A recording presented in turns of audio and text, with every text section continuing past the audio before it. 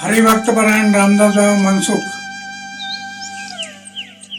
यांनी स्थापन केलेलं नान मंदिर. मी बऱ्याच दिवस तिथं थांबलो. नान मंदिरावरती ज्ञानेश्वराची मूर्त माझ्या डोळ्यातून जात नाही. एवढी सुंदर मूर्त आहे. मूर्ती खूप पाहिल्या पण मूर्त डोळ्यासमोरून जात नाही. एवढी आकर्षक मूर्त आहे. मी ते कधी विसरत नाही. अजून डोळ्यासमोर ते सुंदर मूर्त आहे. करत राहा.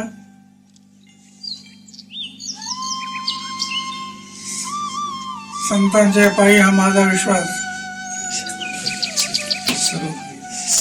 सर्व भागात असं झालं त्यांचं. मी थोडस मला अभ्यास नाही, मी काही केलं नाही. फक्त ज्ञानेश्वरांच्या पायाजवळ लक्ष ठेवलं. आळंदीला उपोषण पंढरीची वारी पायी केली.